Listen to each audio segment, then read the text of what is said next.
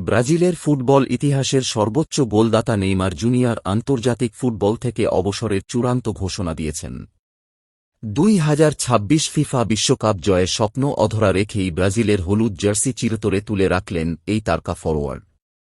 মঙ্গলবারে কোপা সুদামেরিকানায় ভেনেজুয়েলার ক্লাব ইউনিভার্সিদাদ সেন্ট্রালের বিপক্ষে সান্তোসের 4-2 গোলের জয়ের পর নিজের ভবিষ্যৎ নিয়ে কথা বলেন 34 বছর বয়সী এই ফুটবলার।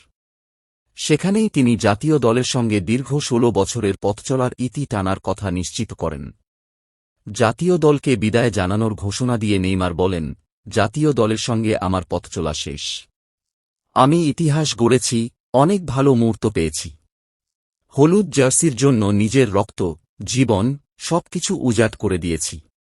কিন্তু এখন আর চালিয়ে যেতে চাই না।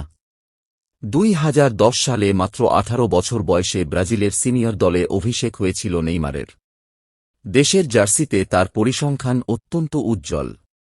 130 ম্যাচে 80টি গোল এবং 59টি অ্যাসিস্ট করেন নেইমার।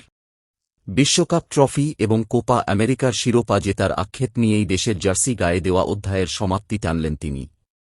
চলতি 2026 বিশ্বকাপে নরওয়ের বিপক্ষে শেষ 16 ম্যাচে হেরে বিদায় নেওয়ার পরই তার অবসরের গুঞ্জন জোরালো হয়েছিল।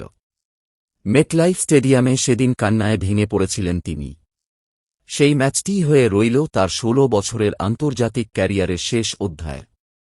জাতীয় দল থেকে অবসরের পর নেইমারের সম্পূর্ণ মনোযোগ এখন ক্লাব ফুটবলে।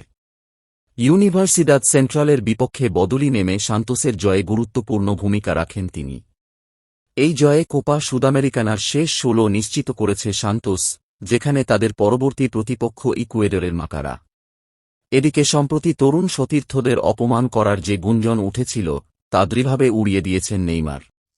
তিনি জানান, ম্যাচ শেষে অধিনায়ক হিসেবে দলের পারফরম্যান্স নিয়ে কেবল গঠনমূলক কথা বলেছেন, যা নিয়ে সংবাদ মাধ্যমে মনগড়া খবর ছড়ানো হয়েছে।